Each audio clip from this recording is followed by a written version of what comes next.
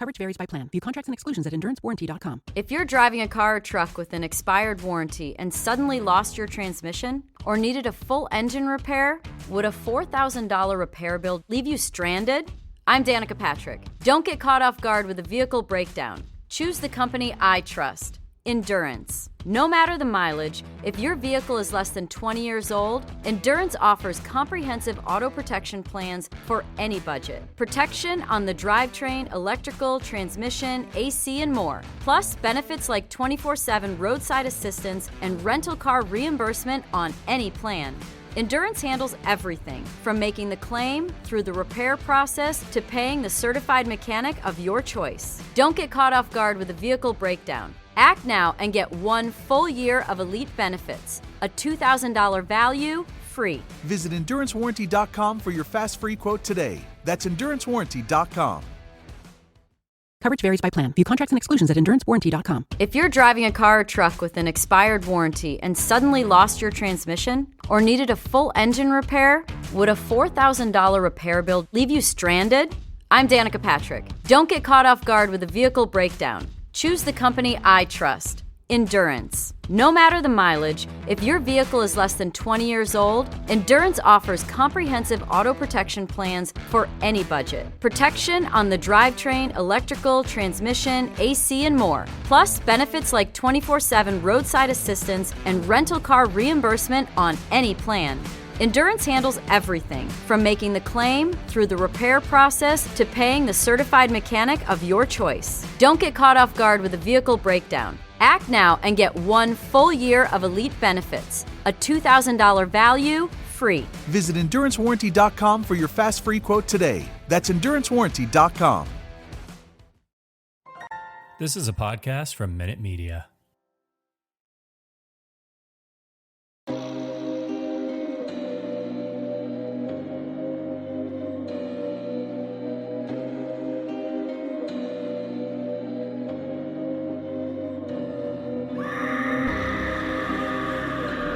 Hello, kitties. This is yours truly, the Crypt Keeper, and you're listening to Slasher Radio.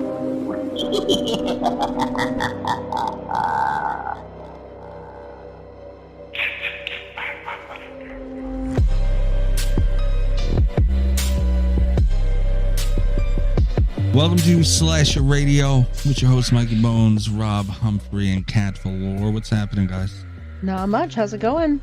This is going. We got Rob back. What's going on? Yep, I'm back. Hello, Rob. You guys didn't trash the show too bad while I was gone, I heard. No, not at all. I mean, the antics happening on the Patreon were a little nutty, but the regular show seemed all right. Yeah, I was going to say, not the regular show, but some shit happened over on Patreon. Patreon.com/Slasher Radio. You guys handled the Ryan Turek thing well, so that's good. Yeah, we did good, right? Yeah. Yeah, well, not We are bad. professionals. You know, see? Do wish you were there for the Halloween conversation, though. Yeah, I wish I had been there too. That would have been, I would have loved to chat about those Halloween movies with him, but, you know, I had adventures to pursue, so. You sure did, and we will be speaking of those. We don't have a news week. It's been light on news. Light. So Rob is going to go over his Halloween Horror Nights down at Universal instead of news. We have, does this fall under a cat pick? This movie? Because Cat brought it up. All right. You know I didn't pick this motherfucker. All right, so we got a cat pick this week. I said pick something that feels like Halloween, and Cat picked this. That's not true. You said to pick something that was Halloween themed. But I And meant something that feels like that. Halloween. You know what I meant. Could have picked Trick or Treat. Could have picked Trick or fucking Treat Halloween. wasn't streaming anywhere because I actually looked that up first. Trick or Treat would have been good. But there's a lot of good options. I almost said All Hallows Eve 2, actually. Dude, I watched Joe Bob last night as we record this, and I was so pissed when he showed All Hallows Eve as his second movie. You gotta be fucking kidding me. Wait, he showed All Hallows Eve? Not the one with Art the Clown, is it? Yeah, that one. Yeah. Oh, let's go. Man, I wish I'd been watching Joe Bob last night. Yeah, the first movie was Demons 2. And that's a fun movie, but fucking All Hallows Eve, I was like, you gotta be kidding me. I've been waiting all week for this special. All Hallows Eve wasn't that bad, Rob. Dude, All Hallows Eve is terrible. And it was just confirmed last night when I watched it. You're ridiculous. Bad All movie. Hallows Eve isn't great. No, it's bad. I'm not going to go so far as to say it's bad, but it's not great. You don't have to say it's bad. I said it. It's bad. It's not the Art the Clown movie I would watch. We'll put it that way. That's fair. That's a fair way to put it. Rob's trying to figure out if it is the Art the Clown movie Yeah, I you mean, watch. You talk about a fucking Sophie's Choice. Jesus Christ. Which one, if you had to rank them, Rob, real quick, the Art the Clown trilogy, what would it be? If I had to rank them, Off the top of your head. Number 1 would be Terrifier 2. Yeah, let's go. Number Okay, 2 that's would be correct. Terrifier. Number 3 would be All Hallows Eve. It is the worst one. I'll give you 2 dings for it. But none of them are good. I mean, that's not to say they're just, that's the rank of those. But Terrifier 2 is number 1. Mm-hmm. I've seen Number it 4 1 is good. times. Yeah. There's a lot of options to go with, and I feel like we went with a good one. So we're talking House of a Thousand Corpses. We know we know how Rob feels about Rob zombie movies. Rob recently had to go through this on my birthday pick. I just realized that. So he's getting a high dose of zombie lately here. But this is Rob Zombie before he even knew how to direct a movie. Oh boy. One thing I will say about this, I thought Rob was gonna fight me harder. I thought we were gonna have to go through several Halloween picks. I think your exact words were, "Let's just get it over with," which I feel like is a good spirit because like at some point we're gonna cover this entire trilogy. Yeah, so you're just knocking one out of the way. Let's just get it fucking over with. Let's just get it out of the way. Plus, it was like yesterday when we decided what movie we were gonna do. That's true. I mean, at some point we're running out of time. We just got to pick something. I was shocked Rob didn't fight on that. When I seen it, I seen Rob say, "What are we going to do?" And then I seen Kat say House of a Thousand Corpses.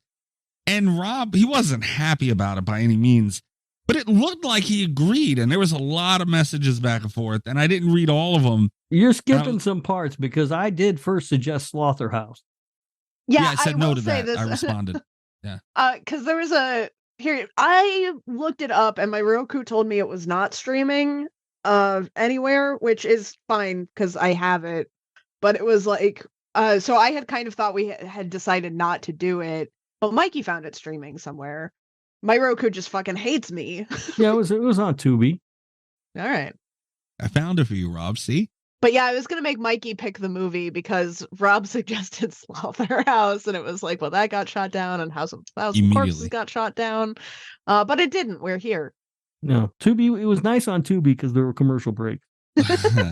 Yeah, I just skipped over a bunch of it. I'm like, I can't read all this right now. And I just sent, did Rob just agree to House of a Thousand Corpses? I was shocked at the amount of fight there too, Rob. Again, it was yesterday. At some point, we just got to pick a fucking movie. All right, Kat, new plan. When we want them to watch something, we just wait until wait. Friday. I mean, I get what you guys are going through because I thought we were going to have the same fight for I Still Know What You Did Last Summer, but you guys were just like, okay. Well, shit, that was easy. It was going to come up eventually. Yeah, it's a good mentality to have if you feel like you can handle a movie that you know we're going to have to talk about. I'm really excited that we're talking about House of a Thousand Corpses because I'm still hyped up from seeing it on the big screen. So if we're going to talk about it, it's a good time for me. Oh, Absolutely. Yeah, you saw this in the fucking theater, didn't you? I did. It was so good. Yeah, it had to be awful. It was so much fun. What a dick. Did you take Mr. Cat's boyfriend guy to see it in the theater? I tried so fucking hard to get him to agree to this. Oh, God, you didn't take your mama again, did you?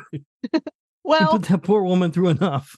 So here's the thing, is that I had already taken her because when they did, when 3 from Hell came out, they did a double feature, and I took her to that, not having I should have known what 3 from Hell was going to be, but my hopes were really high at the time. And I was like, Mom, do you want to come see this with me? And she was like, yeah, sure. And then, so when I was trying to find someone to go to House of a Thousand Corpses, I was like, Mom, it's the only one of the trilogy you haven't seen. And you should have seen just the look of defeat on her face when she's like, yeah, you're right. Oh, no. So I did. I took my mom. That woman is a saint. And good for Mr. Cat's boyfriend guy for just being like, no. And you still haven't shown him Halloween 3 yet. I have not. I showed him Freddy versus Jason, and because it was Friday the 13th. We were going to watch Mhm. Halloween, but then when when our movie night fell on a Friday the 13th, it just made more sense to watch a Sure. Jason movie he hadn't seen. So we got caught up on that. I'm thinking he's going to have work off on Halloween, though, so we can sneak it in then. That'd be good. Good I'm time to watch hoping. that movie. That's a movie that's Halloween themed. I talked him into Terrifier 2 also because he was like so Holy desperate shit. not to watch House of a Thousand Corpses that he was like, wasn't Terrifier playing? And I was like, do you want to go see Terrifier 2 on a big screen? No, he doesn't, Kat. Nobody He wants to see does. that. We're going to get matching Terrifier 3 posters. Yeah. Oh boy. All right. Yeah. Yeah. That poor guy. That's another one. We should record my grandmother and your boyfriend, Kat, and watch it. That Terrifier 2. That'd be hysterical. Poor guy. Might be the last time we hear from Mr. Kat's boyfriend guy, Rob. Yeah. We're getting to a point where we're not going to hear any more stories about Mrs. Cat's mom because she's about had it with me. Jesus. All right. Drink roll call. Anybody want to go first? I'm drinking wine. Okay. Yeah, I'm drinking spiced rum and diet. Okay. I sent you guys a picture of what I'm drinking. Uh-oh. that I Rob will would be say, interested. I have a... What? Never mind. I'll say nothing. I can't top this. You fucking... What? You're drinking a can In a can. of Smirnoff Ice Smash pink lemonade. Yeah. You sorority girl. What are you talking about, man? It's lit. Smirnoff makes the pink lemonade that I get. Yeah. Yeah. So it's I perfect. It's know. in a can, dude. You drink like a sorority girl. Oh my God. When I was reaching, I didn't even notice this. I had a Long Island iced tea in my hand. Yeah, the smoke shop I was at had nothing worth mentioning. I was like, all right, I got a Long Island iced tea. I don't want to go anywhere else. And I had my hand on the can. And as I was closing the door, I was like, what? Boom. Decision made. You are pathetic, dude. What do you Rob, you sent me pictures of you drinking colorful drinks. I did drink some colorful drinks, yeah, but I was out at an event where everyone was drinking though. Not sitting at home. So what? Not everyone. There were grown men with beer. No, There you were with a not blue any drink. grown men who like good beer. I'll tell you that. They don't have any good beer at Universal. Yeah, man, I was so happy when I seen this. Yes, it is Smirnoff Smash Pink Lemonade. And Kat, it is very good. I know Rob won't It appreciate it. looks Kat, pretty it is very tasty. good. It's Mhm. phenomenal. Yeah. That's what all the mechanics drink in the garage. When you go get your car fixed, that's what they're fucking sitting in the back drinking. Maybe you don't fucking know, man. Dude, it's good. It's refreshing. Mhm. And I'll tell you what, it is pretty strong. I'm not going to lie to anybody here. Oh, Jesus. He's drunk on them. Uh, He's wine cooler drunk. I'm a lot of things right now. That might be one of them. I will not confirm nor deny. I have a drink for next week. I got all of the ingredients for a special Halloween cocktail that I'm really looking forward to. Oh, shit. That's nice. I Yeah. didn't think of that. Should we do Halloween drinks next week? I'll tell you now I'm gonna win. Okay. We'll see. I don't know. If we- I always if we think make I'm it a going to, like, contest. Chris sent me a drink and I still want to make it, but I got to go to the liquor store and it's a pain in the ass around here because they close at like 6 p.m. I That keep does thinking suck. he made one for you that had cheerwine in it. Mhm. I don't remember what it was. I was gonna make it because it just sounded good, and then it's like such a pain in the ass to find cheerwine around Yeah. here. It's very good. It's Cheerwine, Maker's Mark, and lime juice. It's very That good. just sounds delicious. It is. I want in on it. Yeah, I really like those. As a matter of fact, I thought about making those today, but I don't have any limes. And I have a bottle. I bought a bottle of that lime juice that you can get, but that shit ain't the same. It's not. No, it's kind of Yeah. that stuff is kind of gross. So I didn't make that. If It's I had weird some because the limes- lemon one is okay. If you get like the lemon juice, it's Yeah. not as good as a lemon, but it's fine. It's an Yeah. acceptable substitute. But the lime one is fucking weird. Yeah, it doesn't taste right. If I had some limes, I would have probably made that tonight because I've got Maker's Mark, and I got Cheerwine, so No, you keep But I your went wine with- on deck. I want the diet and the spiced rum because, well, that's pretty par for the course for me. Yeah, and pink lemonade vodka is the par for the course for me. I think you'd appreciate it, man. I can't believe you talking negative about me. Mhm. Come on, trying to enjoy myself. Coverage varies by plan. View contracts and exclusions at endurancewarranty.com. If you're driving a car or truck with an expired warranty and suddenly lost your transmission or needed a full engine repair, would a $4,000 repair bill leave you stranded? I'm Danica Patrick. Don't get caught off guard with a vehicle breakdown. Choose the company I trust. Endurance. No matter the mileage, if your vehicle is less than 20 years old, Endurance offers comprehensive auto protection plans for any budget. Protection on the drivetrain, electrical, transmission, AC, and more. Plus, benefits like 24/7 roadside assistance and rental car reimbursement on any plan. Endurance handles everything, from making the claim, through the repair process, to paying the certified mechanic of your choice. Don't get caught off guard with a vehicle breakdown. Act now and get 1 full year of elite benefits, a $2,000 value, free. Visit EnduranceWarranty.com for your fast free quote today. That's EnduranceWarranty.com. Coverage varies by plan. View contracts and exclusions at endurancewarranty.com. If you're driving a car or truck with an expired warranty and suddenly lost your transmission or needed a full engine repair, would a $4,000 repair bill leave you stranded? I'm Danica Patrick. Don't get caught off guard with a vehicle breakdown. Choose the company I trust. Endurance. No matter the mileage, if your vehicle is less than 20 years old, Endurance offers comprehensive auto protection plans for any budget. Protection on the drivetrain, electrical, transmission, AC, and more. Plus, benefits like 24/7 roadside assistance and rental car reimbursement on any plan. Endurance handles everything, from making the claim, through the repair process, to paying the certified mechanic of your choice. Don't get caught off guard with a vehicle breakdown. Act now and get 1 full year of elite benefits, a $2,000 value, free. Visit EnduranceWarranty.com for your fast free quote today. That's EnduranceWarranty.com. It's time to hump the news with Rob Humphrey. He's not a genius.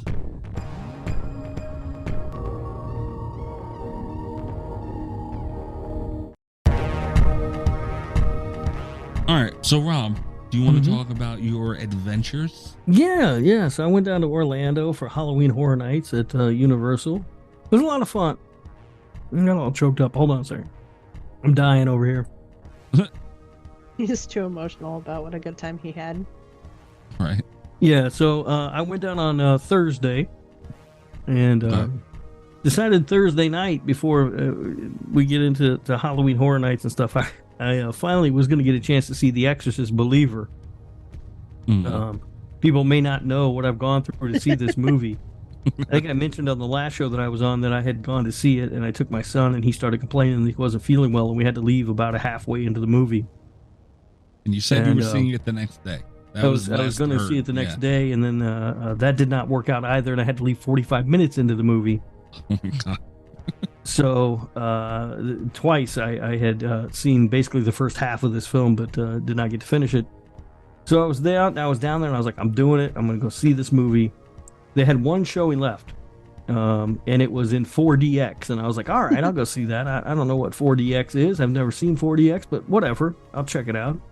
4DX is a goddamn nightmare is what 4DX is. Why? So I also saw something in 4DX recently, and it was nowhere near as cool as the story that Rob's about to tell. It is not. Cool is one way to think of this. Like, yeah. So I get in there, and I get to the theater, and I notice the seats look kind of weird, but I'm like, all right, whatever. I've never been to this theater before. It's in fucking Orlando, you know? I don't know what kind of seats they got. Right. So I sit down, and I notice there's a button on the seat that says water on or water off. And I'm like, what the fuck is that? So I just left it at water on. That's what it was set at. I didn't know what the fuck it was. The goddamn movie starts, and the seat starts rocking around all over the place. Have you guys seen The Exorcist Believer? No. No. All right. I would say maybe 10, 15 minutes in the movie, there's an earthquake. I'm not giving anything away.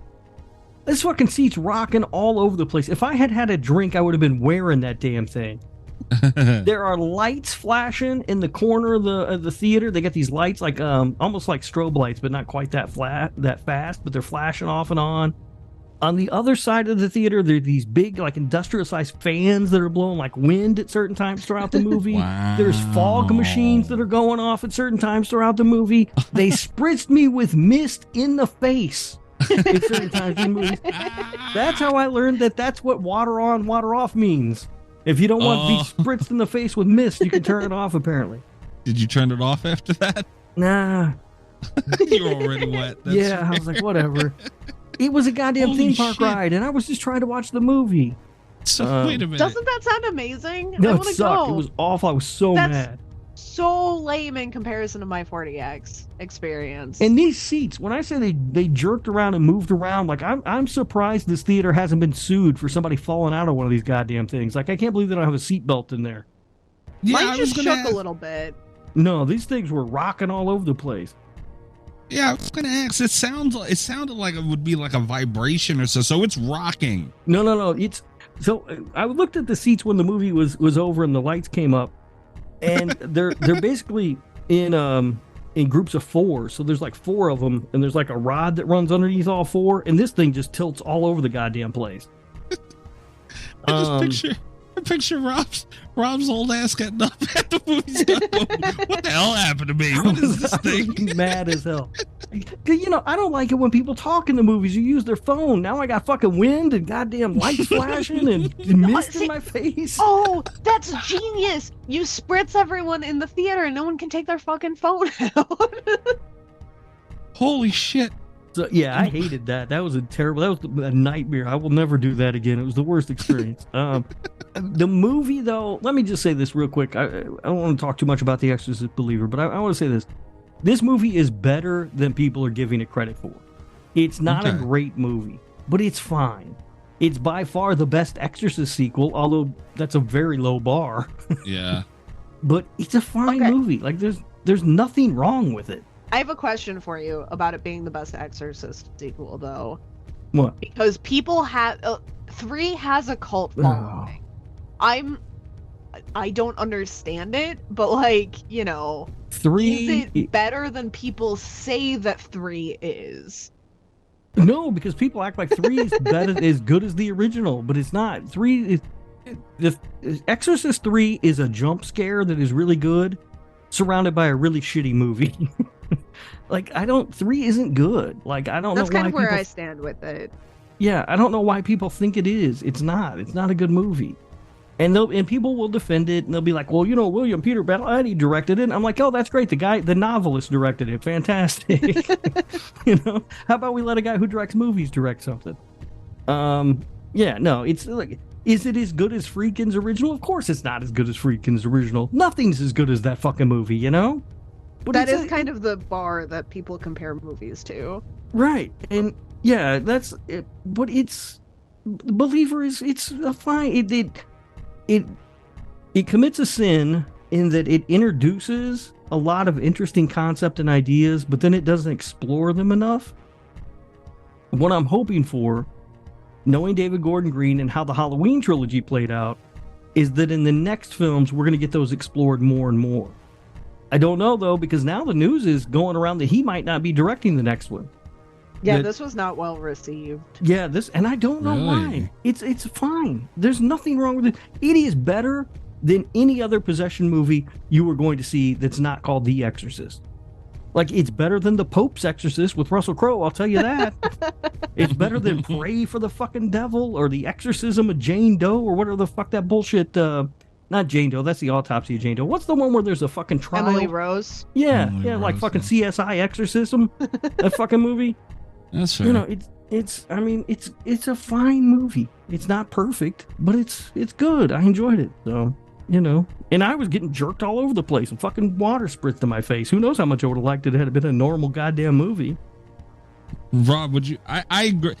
That sounds fun as shit. But if you're not expecting that, I can definitely understand. Here's where this would be fun. If I had seen this movie already and wanted to go in and experience it like that, then I think it would have been fun. But when you're trying to sit down and watch a movie for the first time, well, for the third time, but all the way through for the first time, it sucks. Would you rather do that again or go to a movie with me? Oh, Jesus. I don't know. What?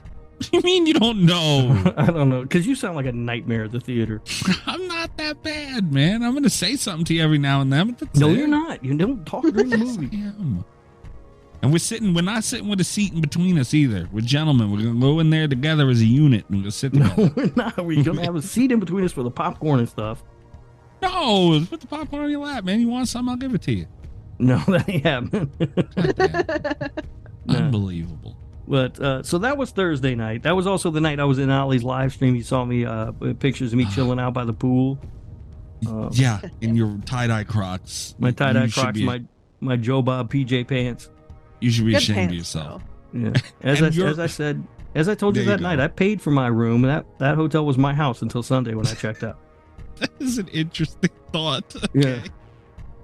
Friday got up. So the reason that I went down to Orlando actually wasn't Halloween Horror Nights. It's I've been a longtime listener of the EyeRChris podcast.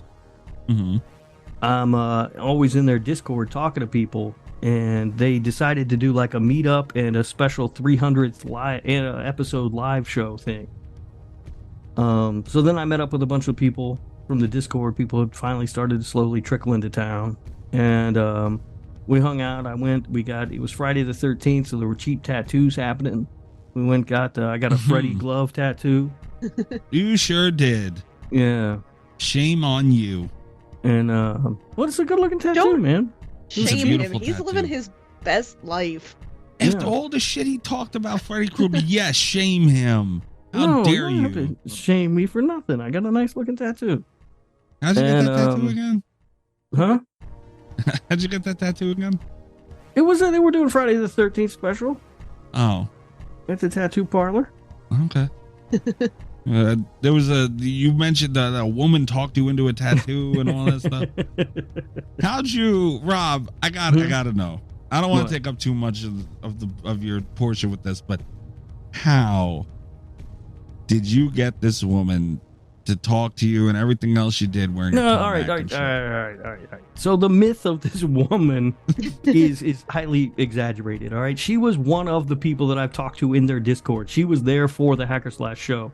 She was part of the group of people that I was meeting up with, and it's not as if I picked her up in Orlando. Like, we had talked a lot on the Discord, and we hung out with all these other people. Like, it wasn't just me and her. We went to get the tattoos. There were like a group of 4 or 5 of us or something, like hanging out. But we had joked that we were going to get matching tattoos. We went to the tattoo place, and she picked out the Freddy's glove tattoo is what she wanted to get. And I kept looking, and I was sort of debating about what I was going to get right up until the moment I sat down in the chair. But nothing they had was very good. Like, they had 2 Jason mask tattoos that looked all weird. They didn't look right. They had 1 Michael Myers tattoo that looked like garbage.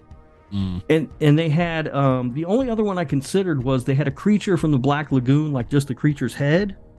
The problem is, though, it's just line work, right? Like, there's no shading or anything to it, and so you couldn't really tell what the fuck that creature's head was supposed to be. It just kind of looked like a bunch of lines.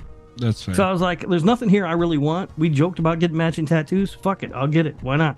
So I got it. I'm not letting the truth get in the way of a good story here, right? This is like one of the funniest things. And so to it me wasn't, ever. yeah, I mean, it wasn't anything, like that. I didn't pick up some woman in Orlando, some What I stranger heard is or Rob whatever. picked up a strange woman in Yeah. Orlando. Wearing a Tom Atkins rule shirt somehow, and probably tie-dye Crocs. No, I did not wear the only time I wore the tie-dye Crocs was Thursday night and then Sunday before I left the hotel, because I drove Okay. home in them because they're comfy. Mm. So that was, and then Friday after we got the tattoo, we went to the live show. That was a lot of fun. Got to meet the host, talk to them, talk to a bunch of people from the Discord that I hadn't met yet. And then after the live show, I was kind of hungry and wanted to do some drinking, so I got on my phone and I looked up right down the street from the hotel. There was a place called Sloppy Taco Palace. Oh, And I was like, yeah. there's no way in hell I'm leaving Orlando without eating a Sloppy Taco Palace. So I recruited a group of people to go with me there. The food was awful. The drinks were awful. It was a terrible atmosphere. Service was horrible. Everything was kind of sticky. Oh. Yeah. It's Yeah, sloppy, you it was might pretty- say. Oh Is it- my god. It was pretty awful. And then that was back to the hotel. And then the next day we were off to Halloween Horror Nights. And we know, we've talked about this before. I don't like haunted houses. Mm-hmm. Also on the list of things I don't really like are theme parks. Mm-hmm. So a theme park full of haunted houses is not really built for me. Mm-hmm. So I spent a long goddamn day at this theme park too. I got to Universal City Walk at 1 p.m. Oh, jeez. We couldn't get into the park until 3 because we had this thing called Scream Early, some bullshit like that, where you could go in a little bit earlier than the other people who had Halloween Horror Nights, just general tickets. The normies? We didn't leave there until, I want to say it was probably about 1:30 in the morning. There were 10 houses. We did 9 of them. Damn. Everything I read online was like, if you don't buy the express pass, there's no way you can do all 10 houses. That is not true. We could have done the 10th house. Our bodies gave out before we got to the 10th house, but we had the time. Wow. So, but yeah, it's a crazy experience down there. Like, the thing that I guess kind of frustrated me about it was they build these haunted houses with so much amazing detail, and the worlds they create are so incredible, but you spend most of your time just trying to rush through it because people are jumping out and scaring the shit out of you. You're not really able to take it in, you know what I mean?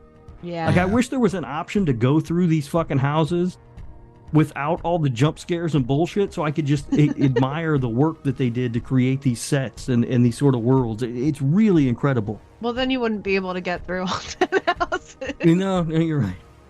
But they did, so we did the Stranger Things house first.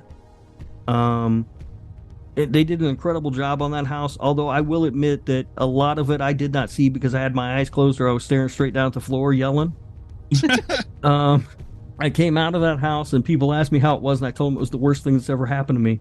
Holy God almighty. And yeah, it was pretty scary. And also, it was the first time I'd been in a haunted house in well over 20 years. So I kind of forgot what it was like and why I hate them so much. So sort of a baptism by fire. So then the group of people that I was with, they said, all right, cool, next we're going to do the Exorcist house. And I said, fuck you, motherfuckers. This is the closest I came to tapping out. We were in line for the Exorcist house, and I kept saying, I don't want to do this.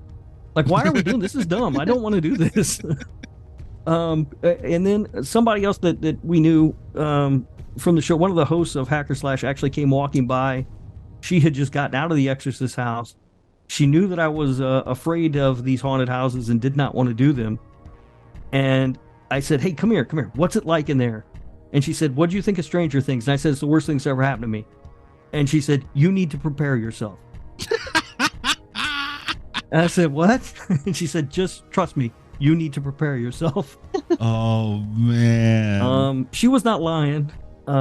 As we walked in, as we got closer to the house, I considered, I was like, I gotta get out of here. I can't do this. There's no way I'm doing this. And then I was like, you know what? You're a grown ass man. Go in the fucking haunted house. Yeah, goddamn right. You got a blue drink in your hand, man. You get in there like a man. I had that was the one beer that I had. It was awful. And also I did not, the beer was so bad I didn't finish it because they won't let you take drinks into the haunted house. So you either have to dump them or chug them when you get up to the front if you still have some. And I was like, fucking, I just dumped it. It was gross beer. It was like their fucking, I don't know, their beer. I don't know what it's called. Universal beer or whatever the fuck it is. It was gross. So we walk into the Exorcist house, and I'm not going to go through all these in this much detail, but we go through the Exorcist house, and when you walk in, you're in like this little foreign market or whatever, and it's fucking scary as shit, and there's nothing in there. Like, you can clearly see there's nothing that's going to jump out and scare you, and I was already scared. And then we go through like this little curtain area, and there was like an employee there, and I was like, can I just leave? Can I get out of here now? And they didn't take me seriously, and I was like, shit, I'm stuck. I got to go through this fucking thing. Oh. I can tell you without a doubt that is the scariest thing I have ever experienced in my entire life. It was horrifying. Really? Yes. That's the one that really got me. But it made for the rest of the night a little bit easier to take because nothing was going to be that scary again. Right. Yeah. The one house that we didn't do was The Last of Us. That was the one we didn't make it to. That sounds like the best one. I didn't play the video game and I didn't watch the TV show, so didn't really give a shit. You've got to watch the show. It's got Pedro Pascal in it. I think the next house we did, I'm trying to remember them in order, but there's no way I'm going to be able to, was the Chucky house. Oh, that must have been amazing. Chucky was cool. It was the least scary house of the entire night, though. But was it the most fun? It was fun. It was fun, Okay. but nothing. Yeah. There was nothing scary in that house at all. That's got to be a fanfare house, though. I'm not even shocked. Yeah. And Yeah. then we did Dr. Oddfellow's Twisted Origins, which is one of their. They have 5 like IP houses, and then 5 that are like their original properties. This is one of their originals. It's like a circus theme thing. Mm-hmm. It was pretty cool. Okay. And then we did one called The Darkest Deal, which is basically the Robert Johnson legend of the blues guy who goes down to the crossroads to sell his soul to the devil. I'm not gonna lie, a little scarier than I expected it to be, but still fun. Okay. And then after that, I don't remember what we did, so I'm just going to go through these real quick in order. My favorite house of the night was Universal Monsters Unmasked. Ooh. It was scarier than I thought it would be, but the sets that they built for this thing were absolutely incredible. Like when you walked in, it was all the monsters set in Paris. So it was Dr. Jekyll and Mr. Hyde, the Phantom of the Opera, the Hunchback of Notre Dame, and the Invisible Man. That sounds pretty cool.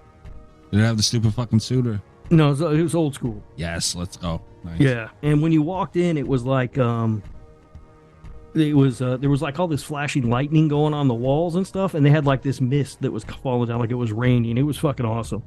And it was gorgeous inside. It was really great, and there were a couple of scares in there. One of the girls we were with really liked to laugh at me because there was the same scare got me twice. There was something that popped out. It popped out and I jumped and it scared the shit out of me. And then it happened again. It scared the shit out of me again. You can't let that happen, man. Come on. There was a house called Dueling Dragons that was a lot of fun. This was much more like the Chucky house. Like it wasn't scary, but it was beautiful. Like it had these it was all like castles and dragons and wizards and bullshit, you know. Mm-hmm. And they had this really cool big dragon and this awesome castle set, and there's this big fucking talking tree thing and stuff. It was absolutely amazing to go through there. Yeah. One I was looking forward to was an original property called Yeti Campground Kills. This is about a bunch of Yetis destroying a campground. And I thought, oh, that'd be awesome. Fucking terrifying. Hated every minute of it. Scared the shit out of me. And then the last one is sort of a witch cult kind of thing called Blood Moon Dark Offerings. Absolutely terrifying. And this one, the funny thing that happened in this house was I looked at a guy, like I literally saw the scare actor standing there, and then he jumped at me and I screamed like a bitch. So that was Halloween Horror Nights. After that, we were exhausted. I bought spent a bunch of money on some drinks. I had the Chucky themed drink, which was called the Heart of Damballa. I had something called Ghoul Juice. I got the pizza fries. Everybody says when you go to Halloween Horror Nights, you're supposed to get pizza fries, so I did. They were fine. Like, I don't know what the fuck the big deal was about the pizza fries. We went back to the hotel, got up Sunday morning and left. Where's my hat, man? You're supposed to give me that Chucky thing. Yeah, it's in the mail. Just keep checking your mailbox for it. Oh, okay. Yeah, it'll be there. I thought you forgot me. I was gonna say, what the fuck? It'll be there. No, of course I didn't forget. You might want to go out and wait by the mailbox right now. Just sit there and wait for it. Well, no, the guy comes tomorrow. Right. Well, no, Sunday. All right, Yeah. I'll Monday. It should be, yeah. right? Yeah, just keep checking your mailbox. It'll be there. Should be there in a minute. All right. No, it was a lot of fun. I will say this: I would not spend the amount of money that I spent to do this again. But I'm glad that I did it. Like it was. I was gonna say, good... you've got to be glad you did it once, though, right? Yeah. It was a good time. They have these things called scare zones, most of which were terrifying too. And that is just they're just like these open area things on the so you can't walk from haunted house to haunted house without being scared for the most part. Like you're walking through these scare zones a lot. And those were also pretty terrifying. One of them, they're all themed. One of them, I'm pretty sure the theme was just hell. Like it was just the most miserable I have ever been trying to walk a block in a theme park in my life. Oh man. So you gotta take note of when you're in the scare zone or approaching one, I'd imagine, right? Yeah. Ah, Because interesting. I kept trying to talk people to walk into walking around them. I was like, we don't have to go that way. We could probably go around. I bet if we went the other way. I bet. Yeah, but they kept making me walk through them anyway. The best part of going to that with Rob would be going to observe Rob. I feel I was You gonna have no say, idea. like, So- I bet they had a blast watching So- Rob. The girl that I got the tattoo with, her and I went through pretty much every haunted house together because she was just as scared as I was. nice. And everyone in our group enjoyed laughing at us more than I think they enjoyed the haunted houses themselves. And this was amplified by two things. One, another girl in our group, I later found out, whenever we were walking through the scare zones, would walk behind us and point at us so the scare actors would come scare the shit out of us. And two, the guy who was sort of leading our group lives in Orlando and has like an annual pass, so he can go to Halloween Horror Nights whenever he wants. So he's been there a bajillion times already through all the houses. So he would intentionally slow down or stop walking so that we would get scared by whatever jump scares were coming up. Amazing. God damn, that's hysterical. Yeah. So wait, so you didn't go? Your group that you were with wasn't with the girl that you picked up and got the tattoo with? No, she was. I said that she was in the group. Oh, she was in your group. Okay, I didn't know. She was the Okay. other one who was. She was just as scared as I was. We went through that most of the houses together. Ah. But she, I didn't pick her up. That's not what All I'm right. not letting your truth get in the way of a good story, Miss Dunford. I'm not gonna fucking do it. Yeah, we just hung out. That's all. You gonna tell me Santa ain't real too, son of a bitch? Let me have something, bro. Come on. So, but it was a good fun. It was good fun. Again, there was no way I was, because there was a lot of debate back and forth about whether or not to buy the express pass. I was not buying the express pass. There was no way. It was for just the regular ticket and then the extra like get in early pass, whatever the fuck that was called. It was, I believe I paid $215. Oh, The express pass would have been another $220 on top of that. another Yes, more than another the one. ticket. More than the Jesus. ticket and to get in early for the express pass. It would have been over it would have been like $435 or something. Well, wait a So- minute. Is it an express pass for like the haunted things and get in early? No. Oh, just get in early. Okay.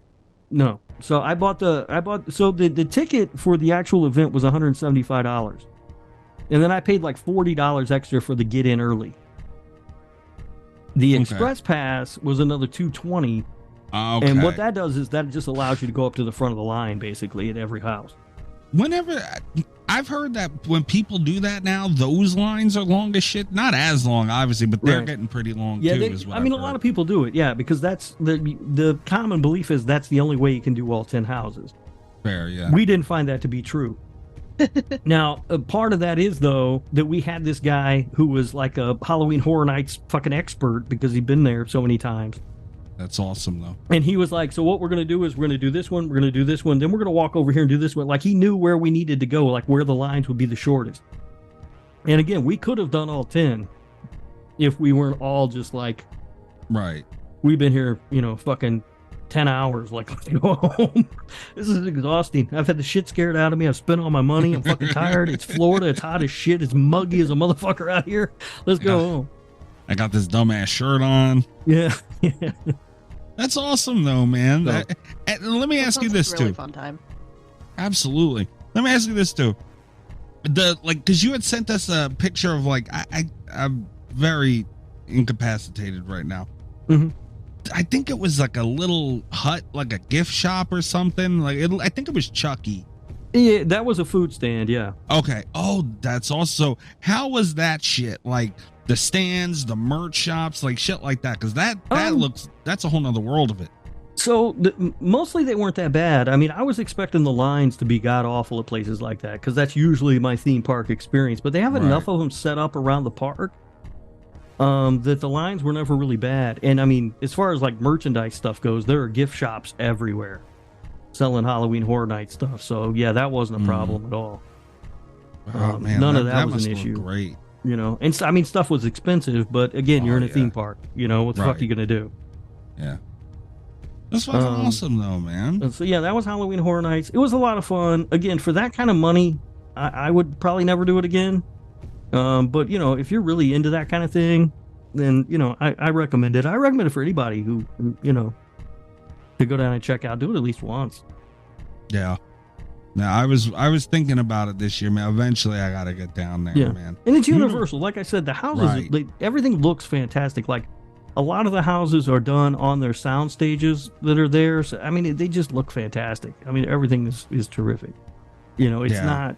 It's not some fucking guy opening up a haunted house in his barn, with a bunch of shit he bought at Party City or whatever. I mean, this stuff looks really fucking good. Yeah. Now that's awesome, dude. And that's the thing too. It's Universal, like you said.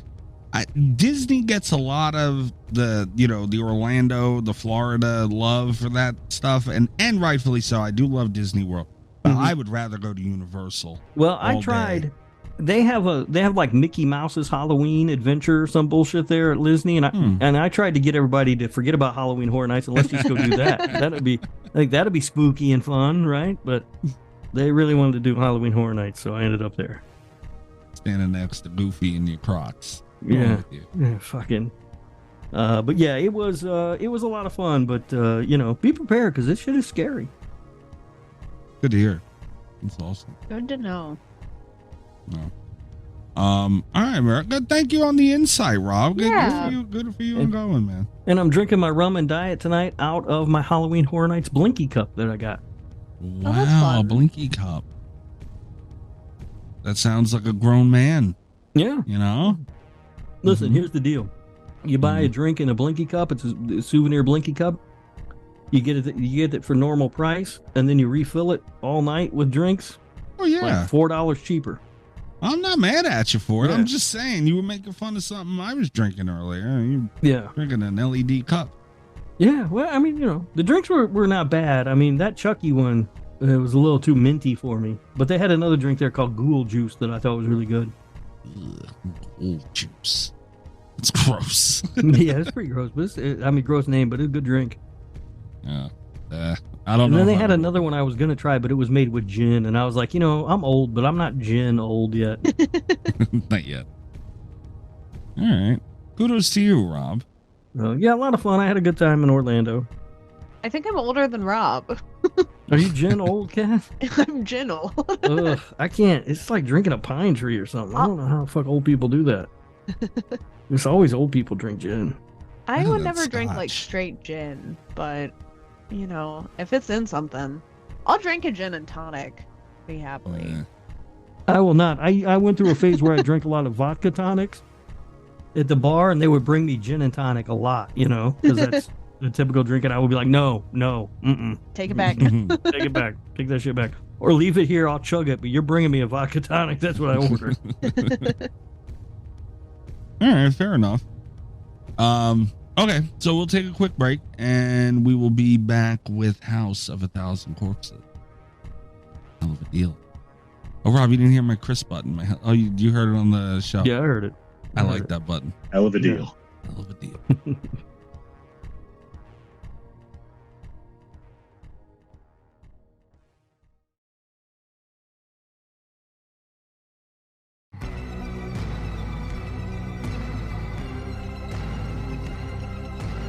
Kat, you kind of talked about it earlier, but this was the one that came to mind for you for Halloween. Yeah. Why? Well, mostly because I thought it was going to get contested. But I like this movie. I will go to bat for this movie. I think it gets a lot of hate, which I understand, because if you don't like Rob Zombie movies, this is very indicative of what that experience is like. But I think that Rob Zombie fans really overlook this one because The Devil's Rejects is, more polished. A lot of my favorite things about Rob Zombie movies, I think, are very prominent here. There's humor, there's gore, it's ridiculous, it's just way over the top. The soundtrack is very much like what you would expect it would be, and it's got that like 70s feel I just really like it. I think he did a good job. I think it's silly. I think it's kind of a fun time, you know? And I think that this one is the most fun of the trilogy, and I don't think it gets enough credit for that. It does take place on Halloween. Mm-hmm. I'm a fan. I like this one. Me too. I like Rob Zombie movies. It comes up a lot that his diversity comes into question. And, I'm not going to argue that, but when you want this, like this type of gritty, grimy movie, very few do it better than him. On a level, because this thing, it was a high powered movie. Like, it was a full blown movie.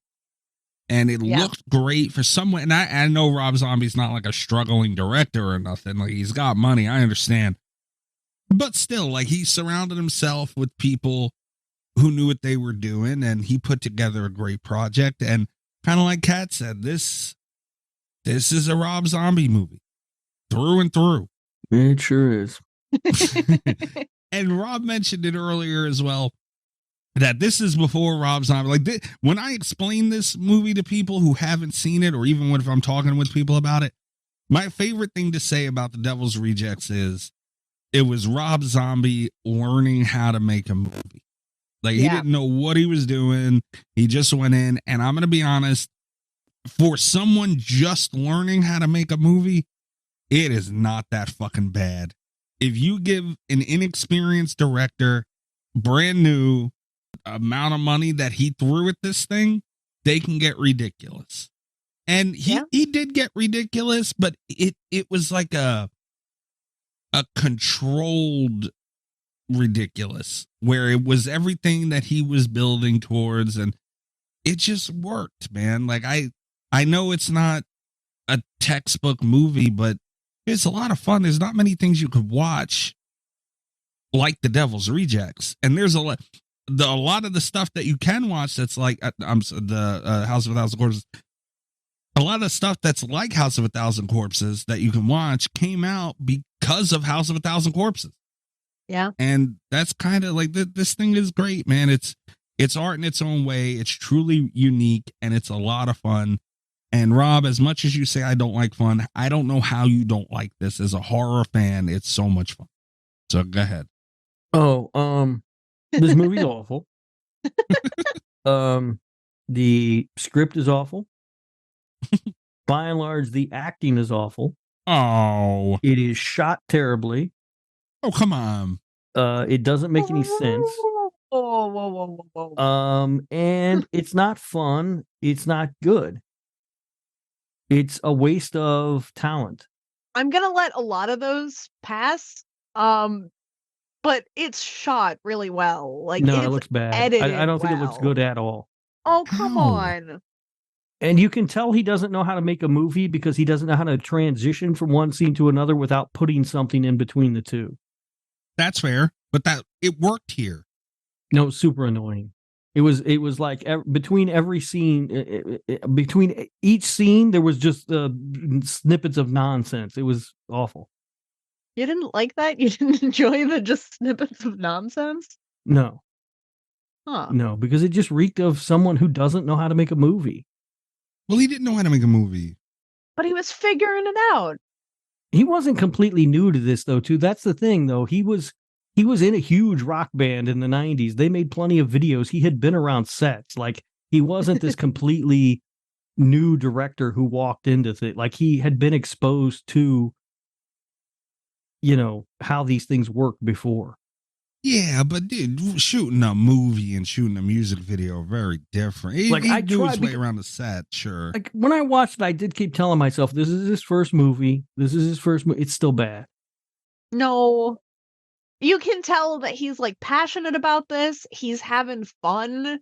He's figuring it out as he goes. Like, there's a really fun... I keep saying fun. There's a really creative energy to House of a Thousand Corpses that I think and this is true in a lot of people's careers, like when you see them have long spanning successful careers where they get this polish, you know? And it's not that they lose interest in what they're doing, but like you can tell that they've settled into it, you know, and there's not that excitement of doing it for the first time. You can tell that there's just a lot of passion. That's the thing that pushed this movie forward, you know?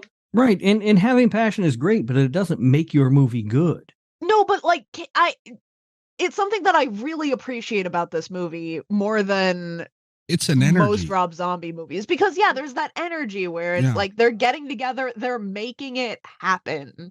But see, I don't feel any of that.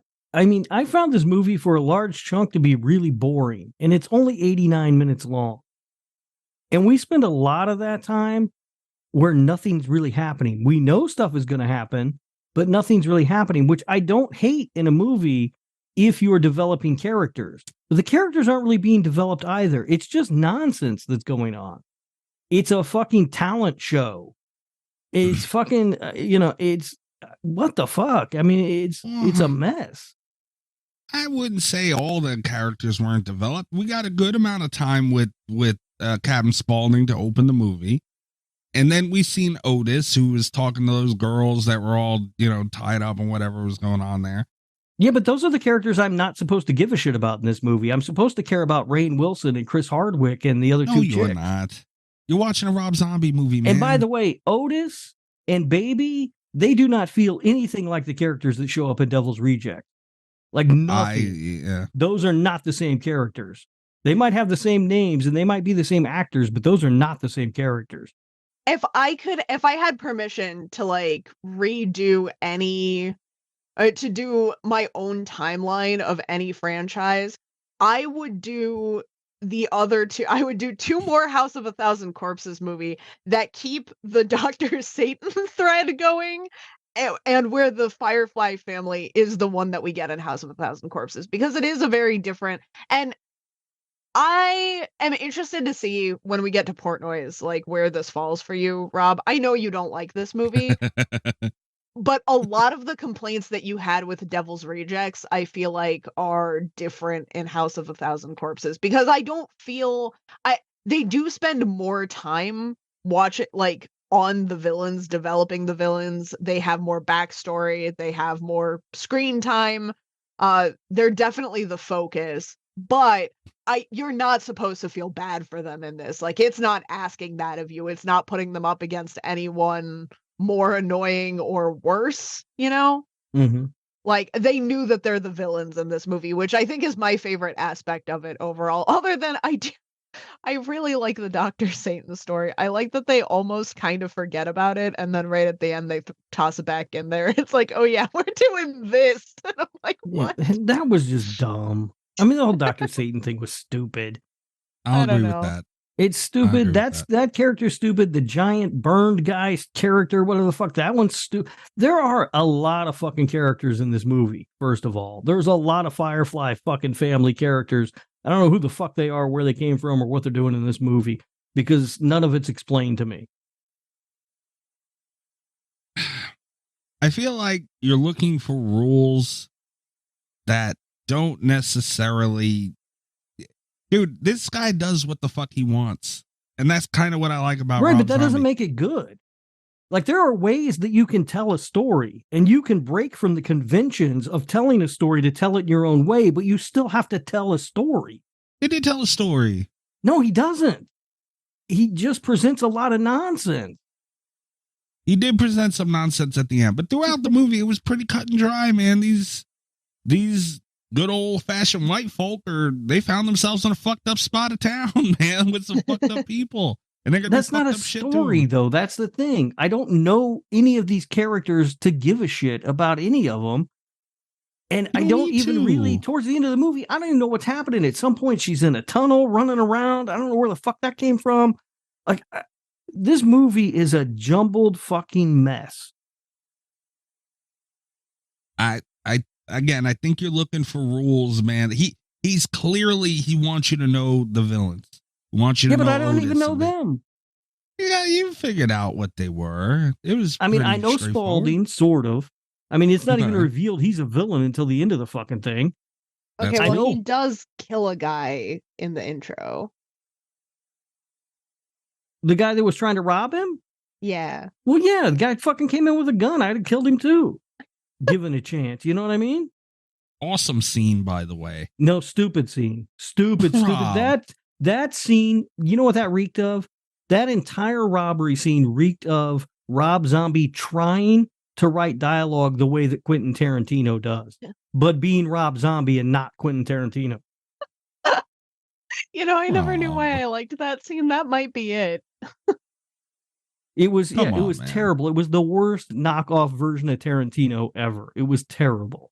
When he told him to put his hands up and Captain Spaulding put his hands up and was flipping him the double bird, you didn't. Come on, man.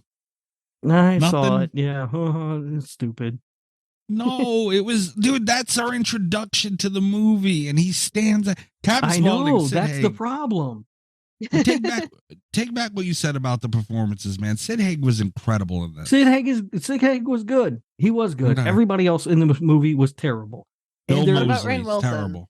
Bill Moseley was bad in this movie. I did not like his Rob. performance in this movie. I don't know what he was trying to do.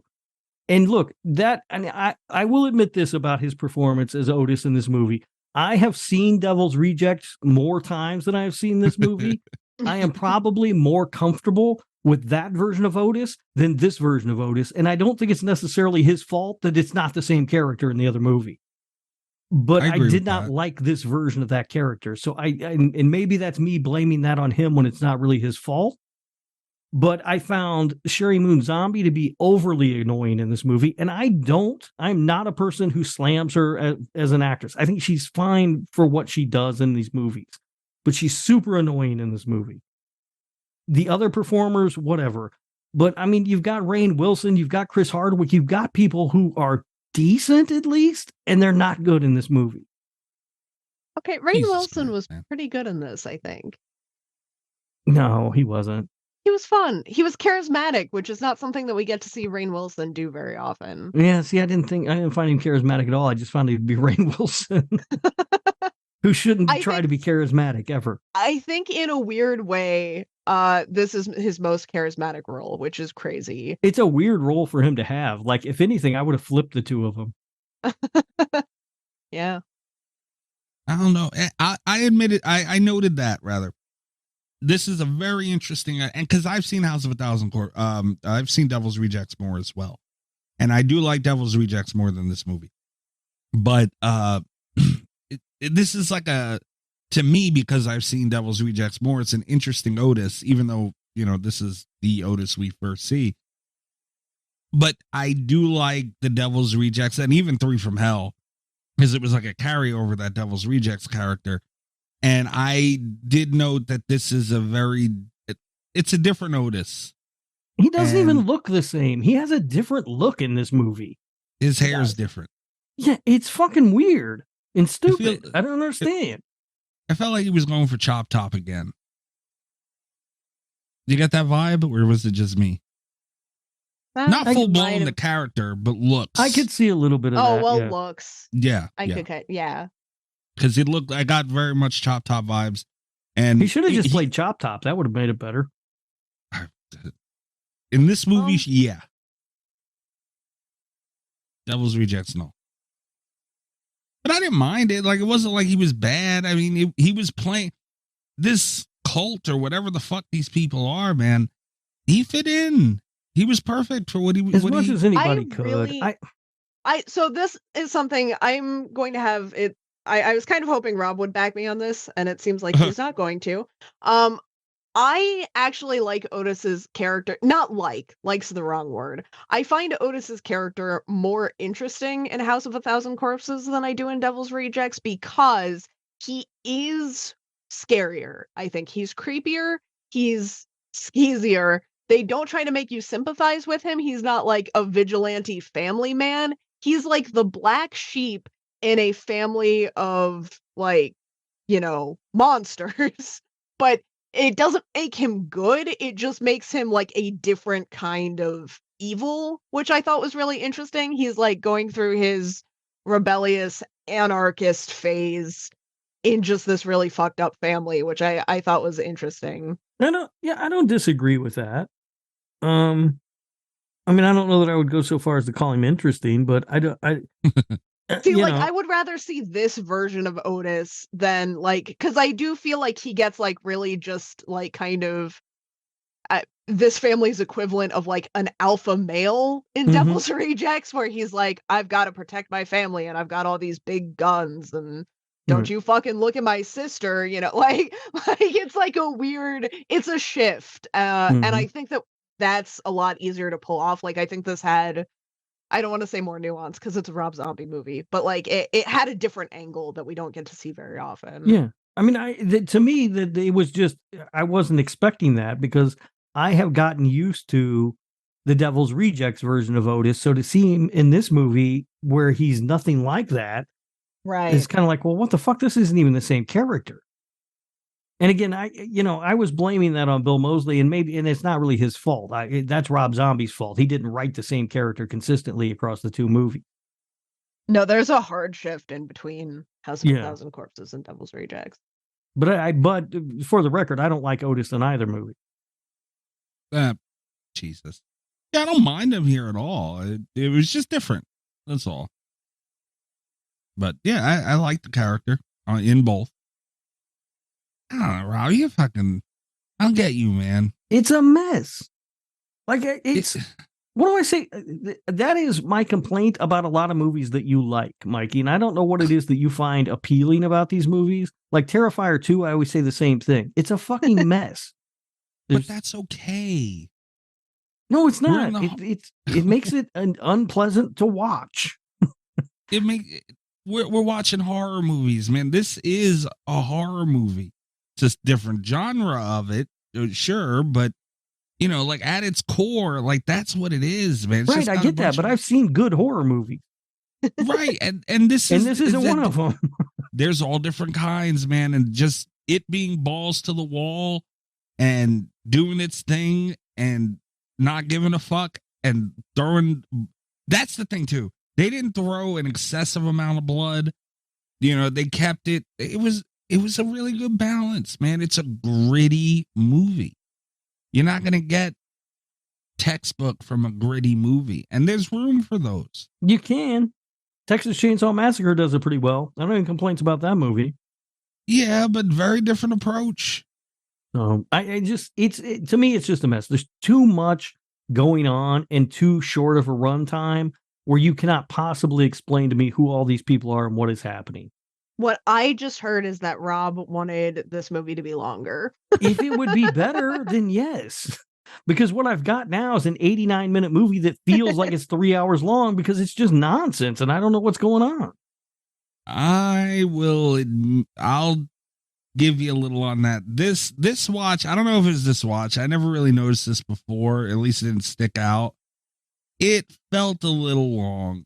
And it could have something to do with it bouncing around a bit the way it did. And, you know, because then you lose track of time and what's going on a little bit. And it's just, I feel like it has something to do with it.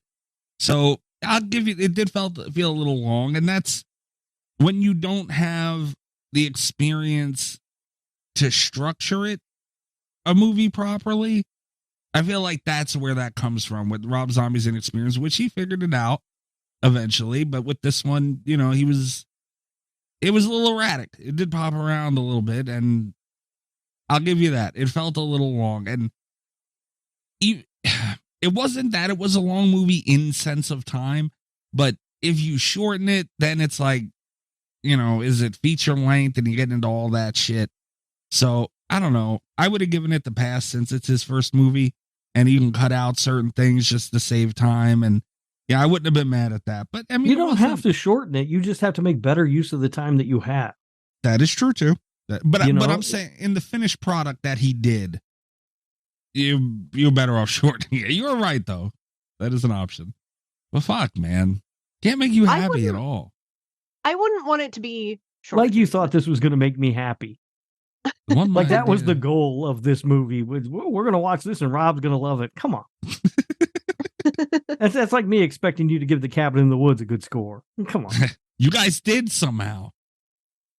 Not good, it just better. We just expected better. That was the best I could do. I don't know, man. The cutscenes I thought were interesting though. Like you were shitting on them. They're weird, and it just points out the fact that he doesn't know how to transition yet. That's fair. Which is fine, but he throws in all this weird stylized shit that does nothing but draw attention to the fact that he doesn't know what he's doing yet. But they were cool. Yeah, I kind of liked them. And so I wouldn't want this to be shorter. This feels a lot shorter to me already than Devil's Rejects or Three from Hell. Mostly because I did not like the cop character in Devil's Rejects. He made that movie feel double the length that it was. So like this one already feels shorter for me, but I love that, like, the very stylistic feel that this has. I liked the little intermission clips. I liked the editing. I liked that they had kind of these just very strange additional sequences. I like that it was more vibes than plot in some places. You know, it was just like that. It was just Rob Zombie doing what he wanted to do, and it worked for me. I would have liked a longer version of this movie. The one big complaint that I do have about House of a Thousand Corpses is that while I think it's very interesting to show more of the like villain characters and to have a higher focus and more development for them than the traditional protagonists, I don't like how little character development they got. Rainn Wilson, I think, was kind of interesting in this. But I don't know if that's because his character was interesting or because it was interesting to see Rainn Wilson specifically in that role.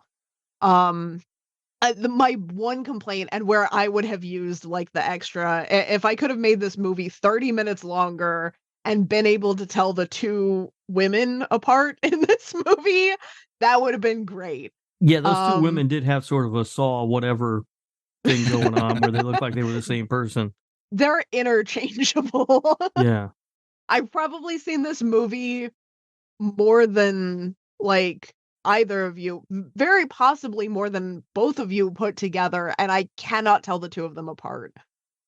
I can tell you this is, I think, the third time I've watched this movie now. So. Also, can we start normalizing haunts at gas stations? That'd be pretty nice. Yes. Come on, Rob. That was cool. I've had my fill of haunts. I'm good. That's all I want. I want to fill up my car and also be scared, go on a murder ride, and eat some hot chicken. Yeah, that's what I was going to say. And don't forget to get your fried chicken on the way. By the way, I'm never getting on anything called a murder ride. Like, just not going to happen. Oh, there's no way you'd miss the murder ride. If you stop at a gas station and they're like, want to buy tickets to the murder ride, you have to say yeah. That's the other thing I would have used my extra like 30 minutes or whatever on. I want to see the conversation where Spaulding pitches the murder ride. I don't know. So there was one thing I liked in this movie. Oh, one thing, and one thing only. I'm pretty sure. Maybe you guys will be able to convince me of something else. But there was one thing I liked, and that was the really almost comically long yet effective shot of complete silence before Otis shoots the cop.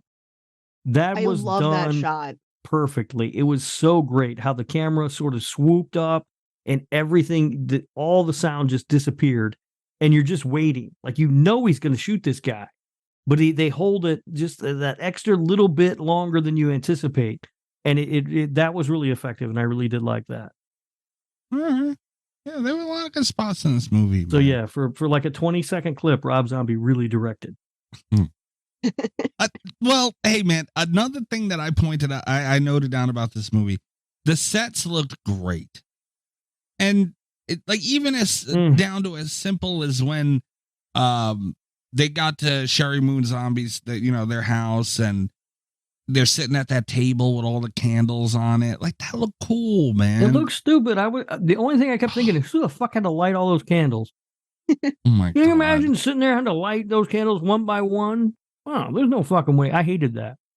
No, I also really liked the sets. I liked the lighting. Like, this is one of the most colorful, grimy movies you've ever seen. Yeah. I felt like everything was bathed in a red light all the time. It was annoying. You just are a miserable motherfucker, aren't you? You made me watch this movie.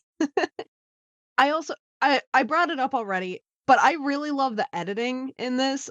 Rob made fun of Showtime. But I love that sequence. Like, just the way that it's put together. I really liked the shots. I really so liked the way that stupid. it was styled. I really liked Sherry Moon's performance there. Oh, and you know what? Also, while I'm talking about Sherry Moon, I think I can't say this across the franchise about Baby Firefly, but I really like her in House of a Thousand Corpses. Not like I'm rooting for her at any point, not like I think she's redeemable. That was not ever something I wanted from these characters, and they did not give it to me in House of a Thousand Corpses. But we talk about this sometimes. We don't have enough just like female bad guys in horror movies. And I like that in this one installation, she's just as irredeemable as everybody else. Yeah, I can see that. They kind of try to save her in it, like, it's like, oh, we've got to rescue baby in Devil's Rejects. And I was like, no, you don't. Yeah. She was also really annoying in that movie, but I really liked her in this one. Like, she's just evil. She's playing with people. She's, like fucking around like everybody else is. And it's one thing that I really liked. This is the only movie that I've found her to be bad in, I think. Like, I think that she gets shit on a lot for what she did in The Munsters, but I think she was just doing what she was told to do in that movie.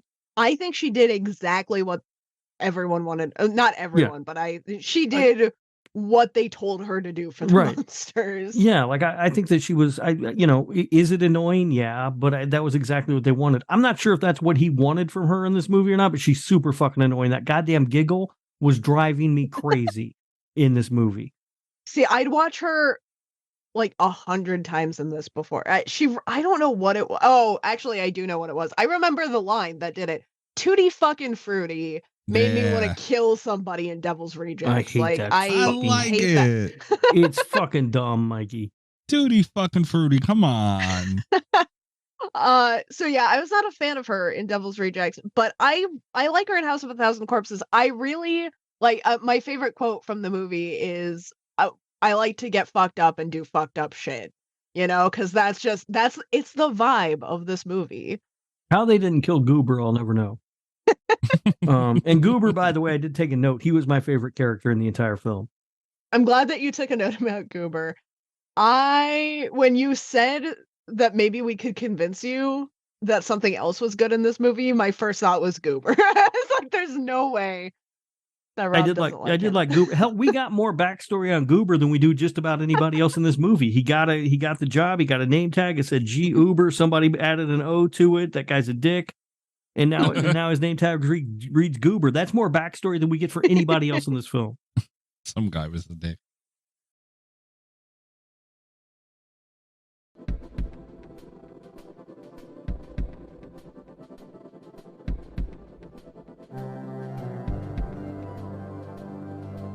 All right.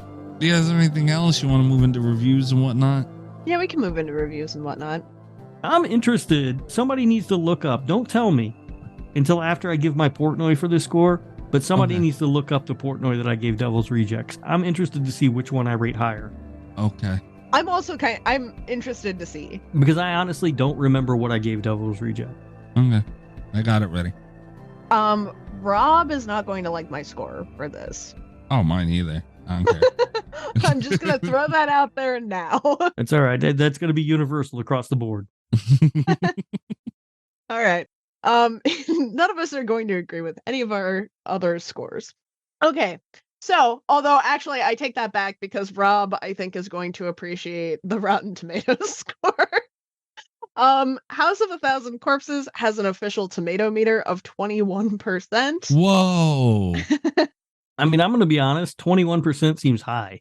Oh, come on. I mean, here's the thing. Like, there are some movies, like even Devil's Rejects. Like, I don't like that movie, but I feel like it is a well-made movie. This one I don't even think is well-made. Well, It does have an audience score of 65%. The It's a audience little liked it better. more. IMDb has it at an even 6. Hmm. So I have 3 reviews for this, but I had to do an honorable mention, like, just for the title of one, because, and I don't even know if I can say this. One of the review titles is 10 out of 10, horror just got more horror. Okay. You said you didn't know if you could say it. I thought it was going to say or something. And Mikey'd have to God bleep you. damn it, Rob. No, I would say Okay. Okay. It's Well, I okay gotta to say open. if you use it in a sentence. No, Yeah. it's not. Alright.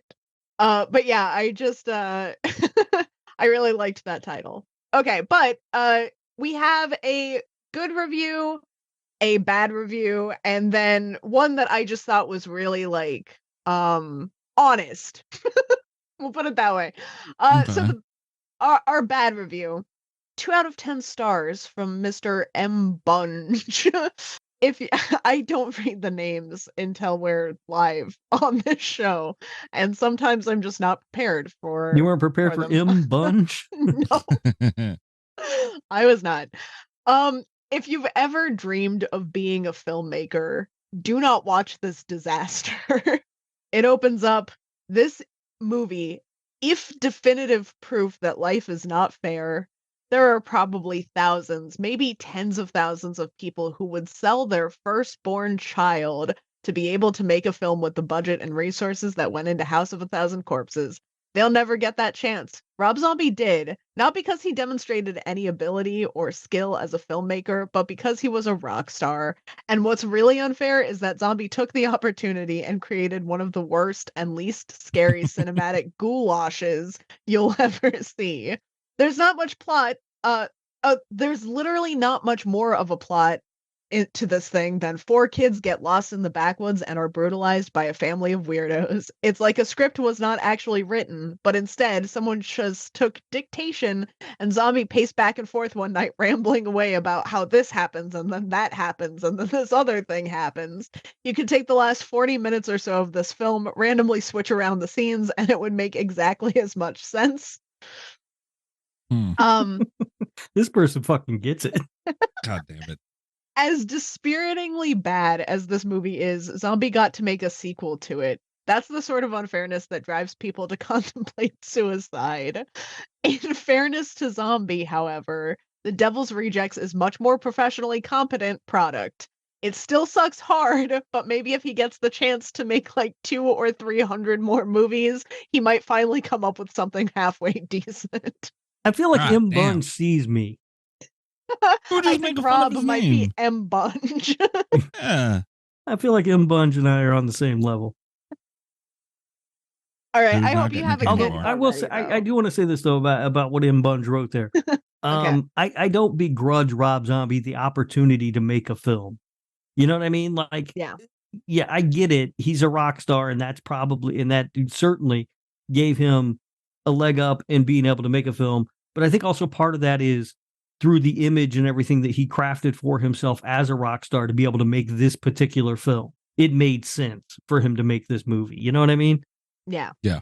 I don't know if I'm saying that clearly or not, but I don't begrudge him that No, opportunity. I get it. I also don't.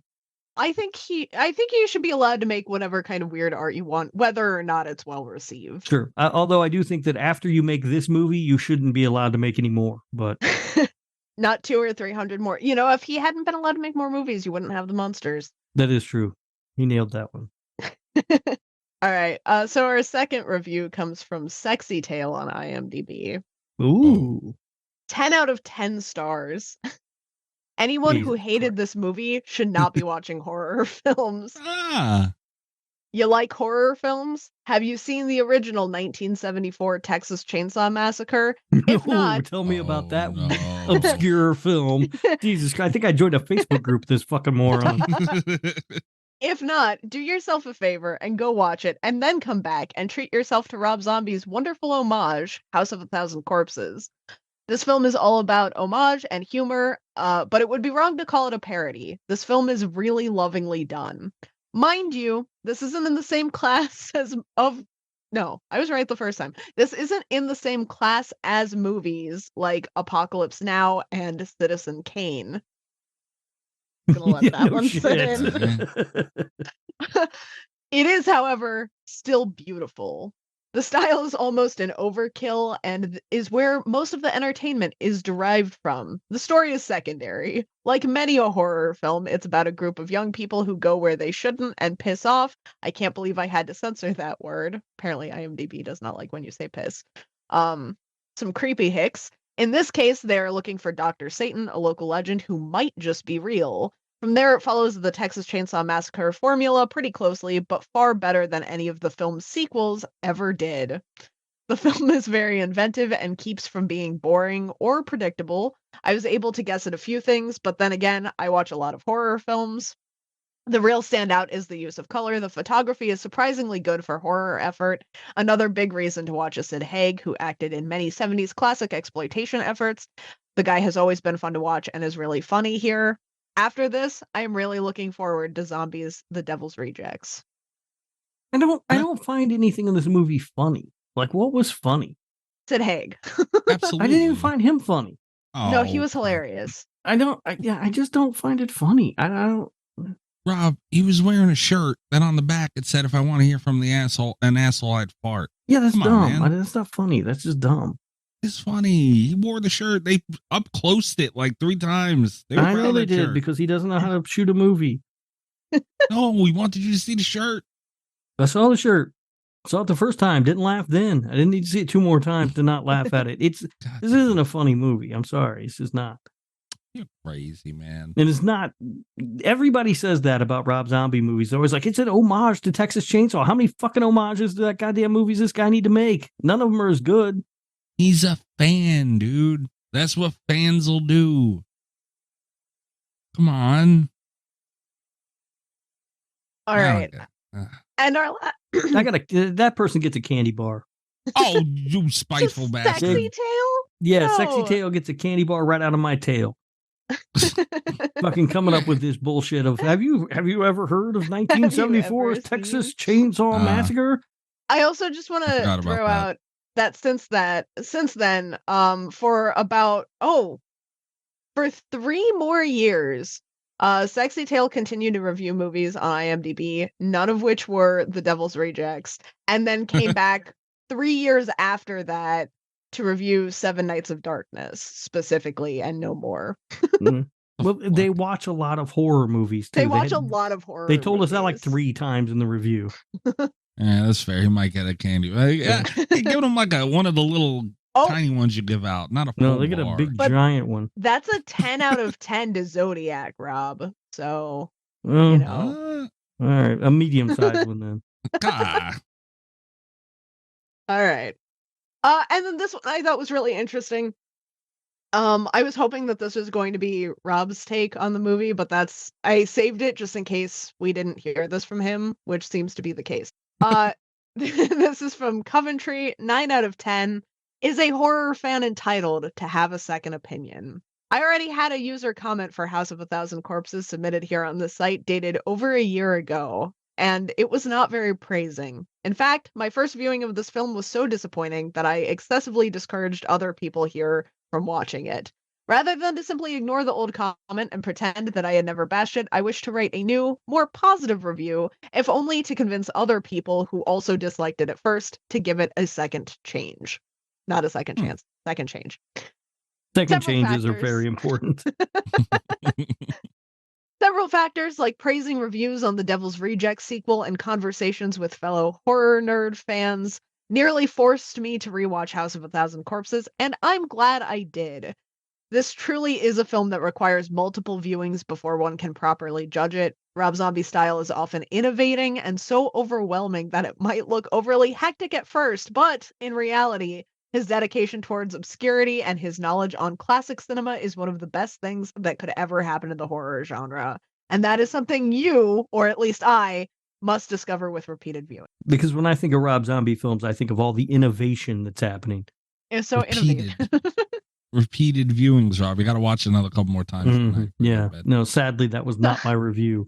of this film. I would actually like to discourage more people from watching this movie, if at all Oh possible. my god. All right. Rob. You could hope, though. All right. All right, Rob. You got facts about this great film? Oh, Jesus Christ. Buckle in. There's a lot of facts about this one. Estimated budget $7 million. Worldwide gross 16.8. Limited release. Okay. There is more than one instance where you see a poster for two missing young boys. The boys on the poster were actually pictures of Rob Zombie and his brother as children. Oh. I do not remember seeing that through the film, but I'll take their word for it. No, watch it one more time. See if you like it better. Yeah, catch him. In 2014, Rob Zombie acknowledged the movie's cult following, but admitted that he himself is not fond of the film. He called the movie a calamitous mess, and he said, "All I see is flaw upon flaw upon flaw upon flaw," and he's not wrong. Brilliant. He needs to watch it one more time. Damn. Most of the cutaway scenes were filmed in Rob Zombie's basement after filming had wrapped. He would invite cast members over to his house on the weekends, and he shot the footage himself on a 16mm handheld camera. That sounds like a trap. Like, I'm glad he did it because I liked those scenes, but if I had starred in House of a Thousand Corpses and then he was like, "Want to come over to my house? I'm going to film you with a handheld camera as an intermission sequence," I'd be like, "No, not doing it. I don't want that. Thanks." Let's see. The movie was made into a haunted house for Universal's Halloween Horror Nights in 2010 and again in 2019. Would you go through that haunted house, Mikey? Yes. Okay. Absolutely. Toby Hooper was a fan of the film upon its release. As a result, he offered Sherry Moon Zombie a supporting role in his then upcoming movie, The Toolbox Murders. He loved her character and the way she performed in this film. She initially turned the role down. She apparently had no desire to be a full-time actress. She only wanted to appear in Rob Zombie's movies. She eventually relented as a personal favor because Hooper and Zombie were friends. And she's not appeared in anything that has not been directed by Rob Zombie other than a very short role in the series Californication. This woman doesn't even want to be an actress, and everybody's shitting on her about how she acts. Yeah, That's man. not fair. Yeah, leave her alone. She's fine. I agree. The actual house is the same house used in The Best Little Whorehouse in Texas from 1982. It can be viewed during Universal Studios' tram ride. And during the filming of this movie, Universal refused to stop the tram tours, which delayed filming during many scenes. That's amazing. Stop and break while the fucking tram came through. That's very funny. In the DVD commentary, Rob Zombie says that Jake McKinnon couldn't see very well in his costume. In the scene where he swings a real axe at Denise, his vision was so bad that he could have seriously injured her if she didn't move fast enough. Zombie says on the commentary, "We just assumed she'd get out of the way." Oh my God. Wow. Okay. Universal Pictures was the original production company. They refused to release the film, however, because they believed it would be given an NC-17 rating by the MPAA. Okay. A part was cut in the robbery sequence where Spaulding pressed a panic button that alerted Ravelli to the robber's presence, which explains why he burst into the door with his mask ready to go. Which, again, really didn't make sense when you watch the movie, but here we are. Not a lot does.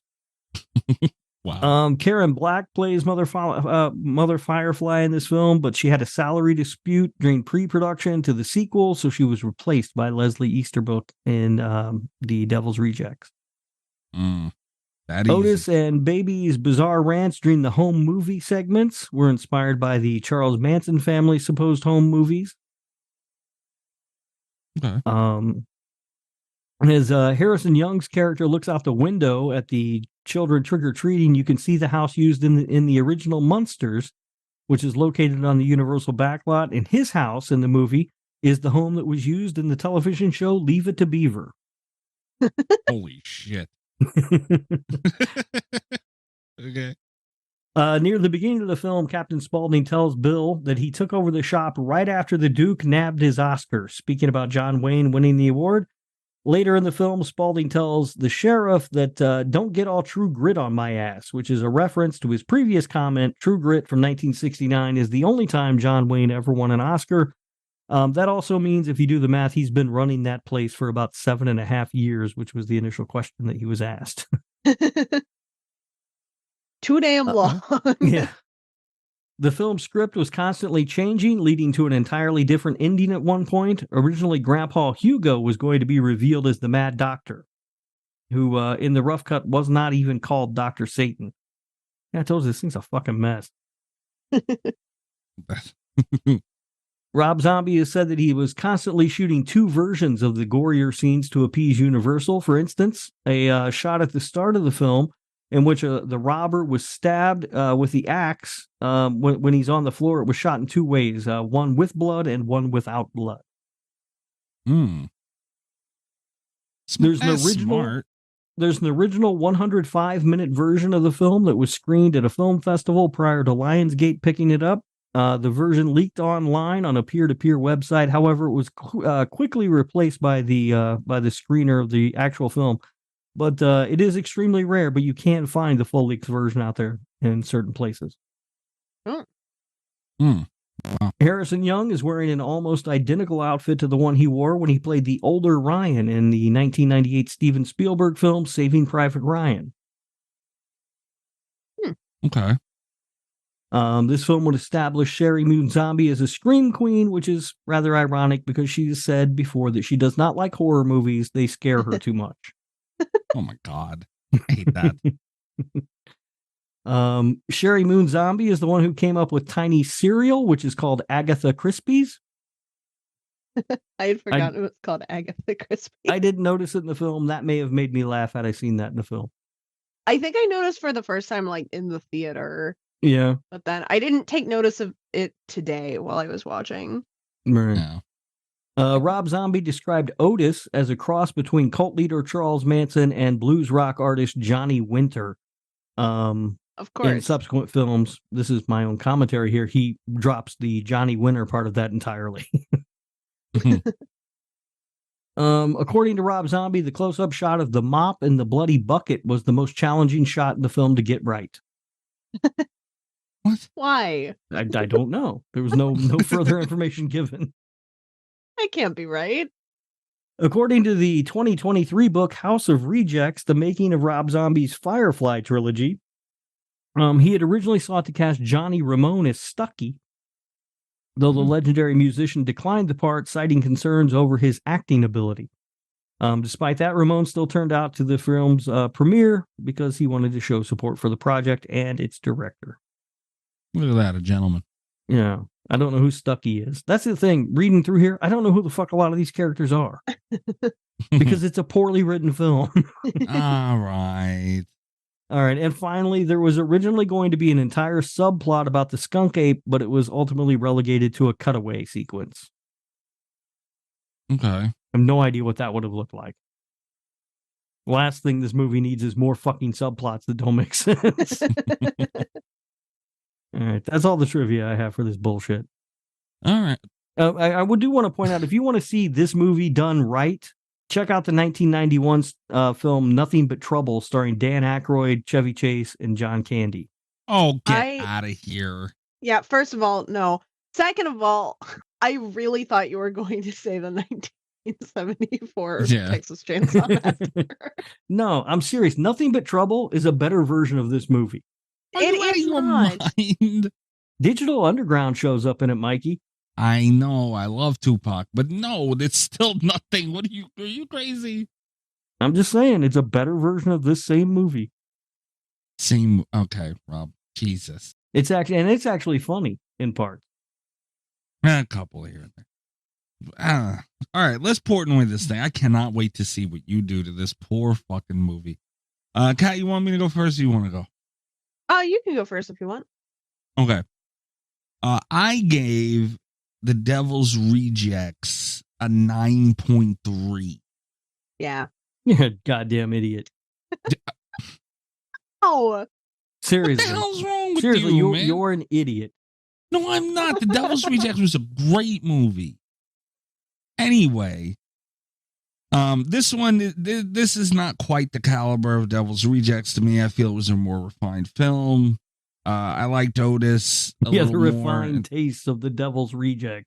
More refined than the House of a Thousand Corpses. I didn't say refined in general. It's more refined. Well, you did give it a 9.3. Well, I love that movie. You're But more. yeah, Rob Zombie got the Wow. grasp of making a movie in that one. You know, it was more polished. It was more a movie. He had his bearings under him. Was my point, Rob. But yeah, I think this was a great movie. It was a lot of fun. It was very different. It was a vibe. It was something we haven't really seen before. And that's a good thing, man. Like there are people who like some dark shit, and this hits those notes for them. I think there's a And- reason we haven't seen this before. Well, it did pretty well.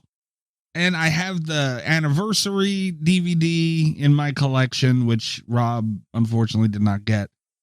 I love it, man. It's a great movie. And I'm going to go with a 7.8. I was going to go 9. 7.8. Mikey, you and I are right there. I Are we? did give it a 7.9. Damn, man. Oh, fuck. All We right. are like, we're so close on this one. I should have pulled the trigger on the 9. All right, I'll stick with the 8 though. All right. All right. Um, What did Kat give Devil's Rejects? Just out of curiosity. Cat gave Devil's Rejects a 7.1. Cat, this is higher. Yeah, Holy shit. I Okay. stand by that. Wow. All right. I did not remember offhand what I gave Devil's Rejects, but that feels about right. All right. That's fair. Same ballpark, give or take. You know. All right. I'm not Yeah. too mad.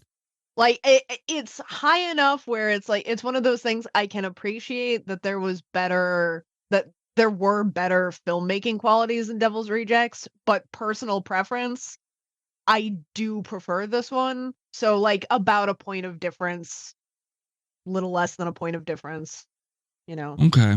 feels All right. correct. That's fair. All right, Rob. You need He's to not give gonna this do it. movie a 6.7 for it to be approved. All right, let's see what happens, huh? Yeah, let's see. Let's see. All right. Push it over the bar. House of a Thousand Corpses. This movie is us being forced to watch someone try to learn how to make a movie. Doesn't make any sense. It's poorly written. It doesn't look good. Performances aren't that great. The best thing in the movie is a shot that lasts about 25 seconds. The best character in the movie is on screen for maybe 35 seconds, which means out of 89 minutes, I got 60 seconds of enjoyability out of this fucking mess of a film. I give it a 1.3. Are you fucking kidding? Nope. That's rough. It's a Rob. 1.3. I am curious to know what I gave Wow. Devil's Rejects, though. Yeah, Devil's higher than Rejects. 1.3, right? Yeah, you gave it a 3.3, 2 whole points. All right. He learned how to I make mean, a movie. right. That makes Holy sense. He learned how to shit. make a movie. He didn't make a good one, but he learned how to do it at least. At least it's Devil's watchable. Rejects didn't even have Fish Boy. Oh, that was so dumb. Do you want to give like, I don't know, 6 points to Fish Boy? No, So this no, could I be might take Flash away a Radio. point for Fish Boy. That was so stupid. Jesus, Rob, a 1.3. 1.3, and he's lucky to get that. That is shameful. You gave Buffy a 2.7. Yeah, Buffy was actually like a movie. It wasn't like me watching someone learn how to do things. Shout out to It Shark was Fizzle. exactly like that. No, it wasn't. This was literally watching It was someone like- not know what they're doing. My God. I cannot. You gave Perfect Blue a 6.3. I liked Perfect Blue. I don't know how. It's ridiculous. It was a good cartoon. I don't know what to say to you anymore, man. I don't get it. That's crazy. Lake Alice, you gave it 3.3. These are movies that are better than the House of a Thousand Corpses to you. Yes. Wow. Unbelievable. Yes, there are many, many movies that are better than House of a Thousand Corpses. Oh, this is interesting. You gave All Hallows Eve less than House of a Thousand Corpses. Another bad movie. How do you feel about that? I'm fine with it. Oh my god, Holy shit. Rob, you rated this the same as Final Destination 5. Why do you hate Final Destination 5? I think the question should be, why does everyone else like Final Destination so fucking much? How? Fuck me, man. I'm disgusted in you. You can't make an 89-minute movie and have me bored and checking the runtime constantly and expect me to give you a good score. Unbelievable. Okay. All right, I see how it is. That's fucked up, man. Real fucked up. Needless to say, this is another banger that is not going to be Slasher Radio approved. Mm-hmm. Yeah, 5.7, man. Yeah. Shit, Rob. I can't believe it's that high. We're guys- lower wow. than IMDb on this, guys. You guys Wow. overrated this movie. No, I we did didn't. not. All right. Well, I hope you're happy with yourself. You gotta sleep with this at night. I will sleep like a baby. Mm. All right. That's it for House of a Thousand Corpses. Guys, check us out on Twitter @Slasher Radio. I just uploaded a clip on YouTube. I made a little template for YouTube. I'll see how much time I have to do it going forward. I'm going to try my best to have little snippets whenever we do interviews. I will be putting more up from our Ryan Turek interview. So there will be short little clips as opposed to like the whole episode going up on there. I feel like that's a little better and more consumable for the attention span that media users have today. And it's like a fucking 4-minute video. And but nonetheless, yeah, you can check that out on our YouTube @Slasher Radio if you want to. You can find it on our Twitters too. Patreon.com/Slasher Radio. Support the show, please. Tier starting as low as $3 a month. The fucking tier 2 gets you an extra show every week. And, we have tiers that you can get free merch and all kinds of stuff. So check it out. It's free to look. There's also a free trial. And I'm at Mikey's Dead on Twitter. You can also check out Cult FM, the other show that I do with Little Miss Huge Clown Penis. Huge Clown Penis. Ali Surreal. It's Cult FM wherever you're listening to Slasher Radio. This week we talked about, what did we talk about? Remakes and sequels, movies that should get them. So that was an interesting conversation. You came up a couple times, Rob. I bet you guys picked some really good ones. Of course. Bangers. Only bangers. Yeah, that's it. What about you, Rob? I wanted to real quick say that in 1993, Tony Danza broke his back while he was skiing in Utah. He had plates, rods, and screws put into his spine. And it was a bad stretch for him because he lost his house in the Northridge earthquake on January 16th of 1994. That was rough, but he overcame it. What the fuck did that have to do with anything? I thought that was interesting. Yeah, we didn't have a news segment. I almost forgot. Yeah, I just came across that and I thought it was interesting. Do you want to also check the Slasher Radio chat real fast? Oh, Jesus. So wait, hold on. You're not fucking getting me. If I'm going to... Get the fuck out of here! Go ahead, go back to turning tricks and old folk and you'll pay in the ass! The door. Almost forgot this week. I guess this is the Gabagooli Mystery Corner where our listeners anonymously send in memes making fun of me for being Italian. Celebrating your culture. We're not going to skip this during Italian American Heritage Month. What's wrong with you? Yeah. That would be unacceptable. Images go up on Patreon. We try and explain them on the show. Archaeologists uncover ancient Italian ravioli. Oh, okay. You got to explain the picture. That's not going to make any sense to people. It's a fucking little pasta dinosaurs. I guess cheese and maybe a meat of some sort. I don't know. This is fucking stupid and needs to stop. What's the best ravioli? Is it cheese ravioli or meat? Absolutely cheese. Yeah, it's cheese ravioli is pretty good, isn't it? It's not. It is. Why did this have to happen? We were literally done. Like, you didn't need to do any of this. I know. I completely forgot. I always get thrown off when we don't have like an actual news segment. we had a replacement segment. So, Yeah. We have to talk about Orlando. yeah. Which I don't even know if I'm allowed to do. I think what happens in Orlando stays in Orlando, but I'm not sure. Uh-oh. I don't know what the I thought it was only bylaws are Vegas. on that. Well, you did pick up a girl and you're trying to lie about it, so I I'm did actually not starting pick up to- a girl. Rob, Been over this. your truth has nothing to do with my good story. Kat, where are they finding you? This is bullshit. Oh no, Rob. Yeah, what the fuck? I'm on Authorized sorts. all the social media stuff at Radio Rob 123. You can listen to the other show that I do with Kat, the Nick fucking Woo Cagecast, which you can find wherever you are listening to Slasher Radio. Kat, what about you? I'm mad at both of you right now. Ravioli. So good. You can find me on Twitter at cat_Vleur, VOLEUR. You can find me pretty much everywhere else at Cat Velour. Check out my website, catvelour.com, and keep an eye out for Puppet Shark, which is coming soon. Yes. Still don't know why, but yes, definitely keep an eye out for that. We'll catch you next week, guys. Good night from Slasher Radio. Motherfucker, man. All the best with Slasher Radio Podcast.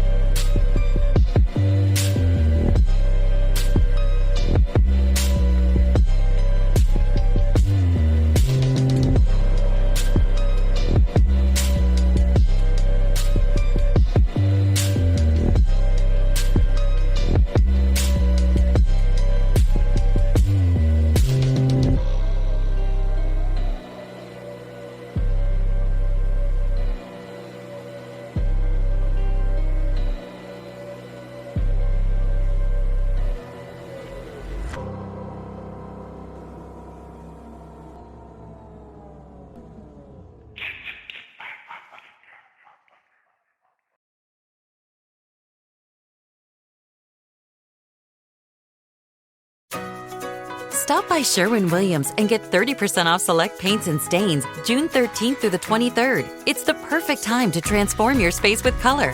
Refresh your home inside and out with colors that make every space feel brand new. From cozy interiors to stunning exteriors, we've got the perfect shade for your next project. Shop the sale online or visit your neighborhood Sherwin-Williams store. Click the banner to learn more. Retail sales only. Some exclusions apply. See store for details.